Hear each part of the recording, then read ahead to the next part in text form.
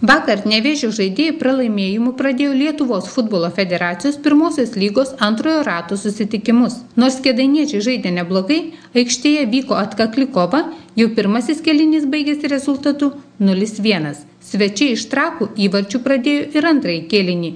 Ir tik varžybų pabaigoje kėdainietis Nerijus Kestenis sušvelnino rezultatą. Rezultatu 1-2 pergalę šventė trakiškiai. Gal žaidimas kažkoks tai šiandien geresnis buvo, bet tai suklydom, įvartį prasileidom pirmą, vartininko klaidą. Iš nieko gavom įvartį, po to jau gavom rizikuoti, ėjom į priekį, neįmušėm, per standartinės vėl suklydo.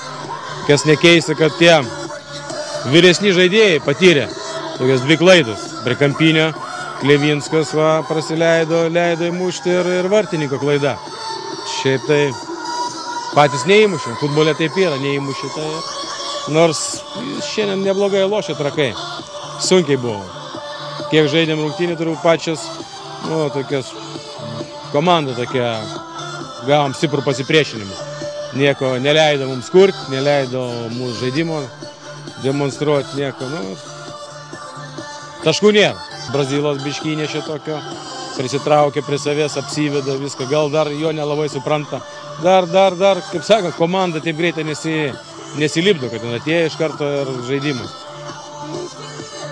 Trūko jėgelės biškį, jie šiandien protingiau biškį sužaidė, pagavo mumis ant kontrą, sakau, tokį įvartį durną atrodo, vartininkas išeis, nukumščios, viską ten iššoko, įmušo, toks neišnieko įvartis. Ir viską pakeitė, viską. Jau nebūtumėm prasileidę, 0-0, antras kėlinys, gal dar būtumėm kažką kitaip pasikeisti.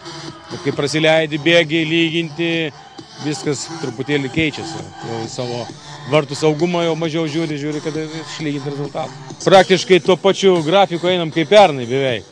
Paskaičiavau, ten pernai irgi 3 pralaimėjimai buvo. Bet dar yra iki pertraukos, dar ir turim 2 rungtynės. Tik tais tiek, aš galiu pasakyti, kad šiandien, kad pralošėm, tai gerai komandai, jie neblogai lošia, bet kai pralošėm Granitui, ten Polonijai, kur tokius taškus, kur neturėjom teisės įkišti. Jeigu šiandien būtumėm pralošę, ten būtumėm laimėję, tai nieko nebūtų. Reiškia, tas pirmas ratas, sugadino tos rungtynės tokios 2, Polonija, Granitas, kur mes, negalim pralošti. Kitas Nevėžio susitikimas birželio 23 dieną Vilniuje su Granitu.